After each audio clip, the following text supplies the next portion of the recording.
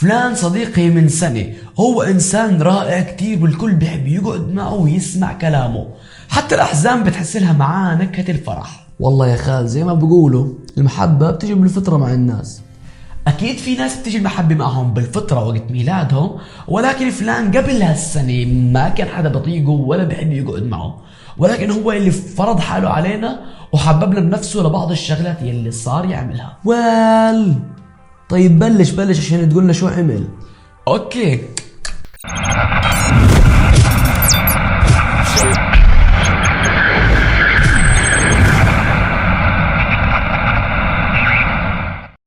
محبة الناس نعمة عظيمة كتير، إلها طريقين بس. الأولى منهم إنه الناس تحبك لأجل أخلاقك وتعاملك معهم، أما الطريقة الثانية إنه الله يكتب لك القبول في الأرض فيحبك كل الناس. والله حاسس إني محتاجة هالمحبة. الحب من الحاجات الأساسية للإنسان لأنه بتخليه مستقر وبتزيد من ثقته بنفسه، ولكن لابد من التفريق بين حب الناس ورضا الناس، لأنه حب الناس ما بيلزمك ترضيهم، ورضا الناس غاية لا تدرك، بينما حب الناس تدركه بشدة ولكن محتاج شوية تغيرات. تغيرات؟ كيف يعني؟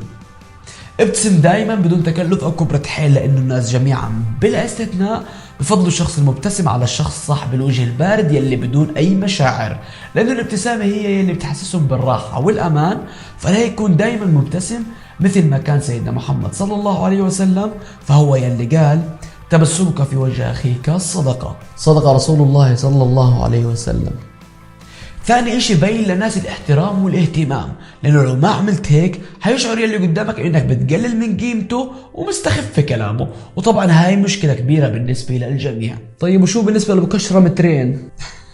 الناس ما بتحب الشخصية الجامدة والجدية بشكل مبالغ فيه، فلا يكون دايما مبتسم ولذيذ، ويا ريت لو بتطعم كلامك بشوية بقصص مضحكة، لانه الناس فيها يلي مكفيها.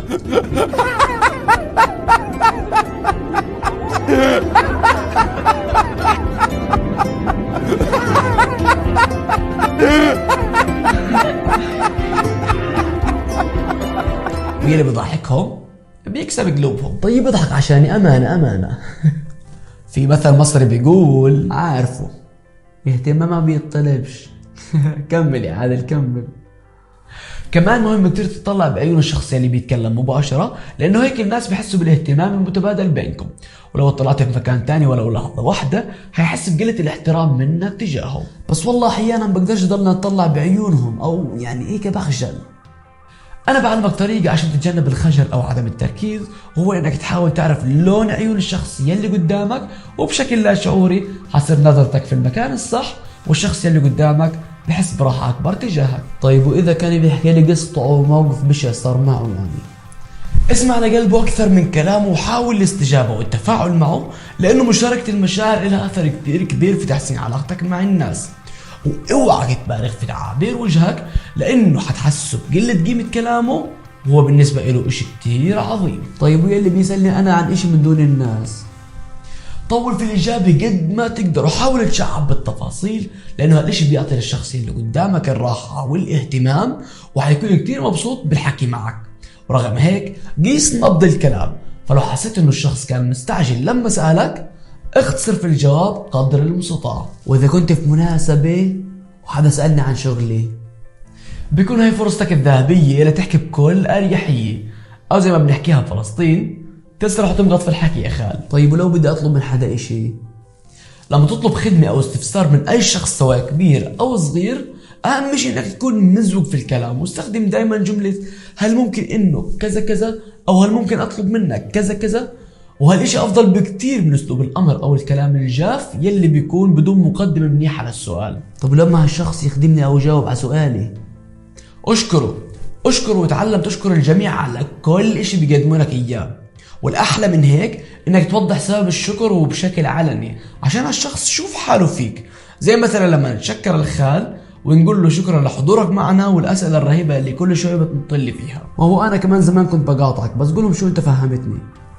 مهم كتير تكون مذوق لما تقاطع أي شخص، لأنه الناس تكره أي حدا يقاطعها وهي بتتكلم، ولكن لو اضطريت إنك تقاطع هالشخص لحاجة معينة لازم هالإشي يعكس أخلاقك. زي مثلا لما تقول له آسف لو بضايقك، ولكن هل ممكن تسمح لي بكذا كذا؟ هل ممكن احكي لك انه لا عن جد عن جد بتحمل الشخص يلي بسلم علي بطرف ايده.